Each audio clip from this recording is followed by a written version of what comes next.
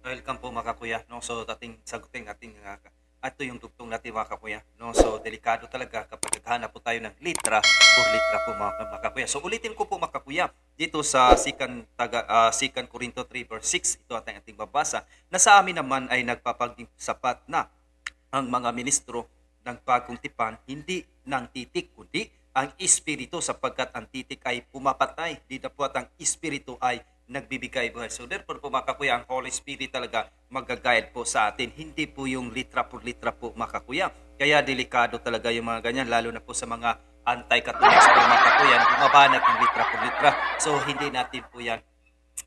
po natin yan doktrina po mga kakuya, no? So bakit nga hindi natin doktrina? Ayon po dito sa 1 Timothy 3 verse 15 po mga kakuya, ito ang ating mababasa.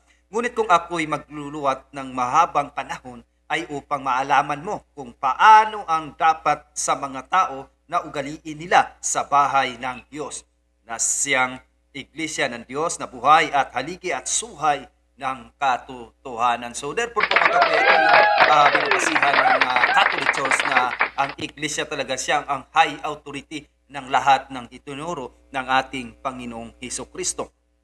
So dako tayo sa pinaka-request talaga po mga kakuya ng ating mga kaibayo sa panata. Sana mababasa litra po litra ang purgatorio. So tandaan natin mga kakuya, ang purgatorio na words ay hindi yan Tagalog or hindi yan English o hindi Bisaya. Kundi ang purgatorio is a Spanish words po yan mga kakuya. Hindi mo talaga yan matatagpuan kung litra por litra ang hanamin mo sa English translation o sa English version o sa Tagalog o Bisaya version o Tagalog man, no? So mahanap natin mga kakuya litra por litra sa Spanish Bible po mga kakuya. Ayon dito sa ating mabasa sa 1 Pedro 3 verse 19, La Sagrada Biblia, Spanish po ito mga kakuya, no?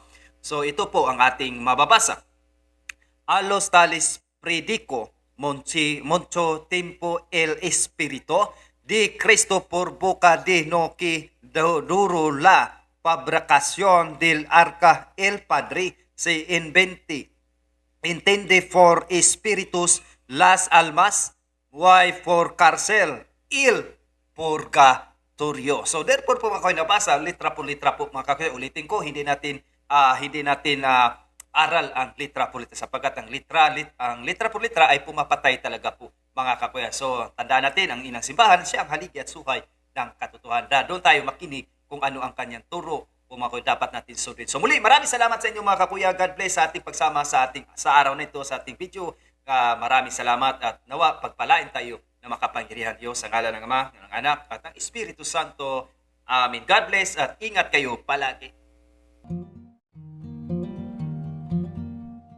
Jesus Christ, the Son of God, was born for you and me. He came to bring the good news, from sin to set us free. The blind, the deaf, the lame, the poor, His power meant to see. He gave His life upon the cross, eternal life the key.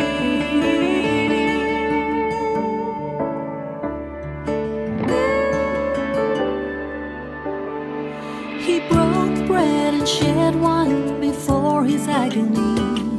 We share the body and the blood in His memory. To make His message known is our responsibility.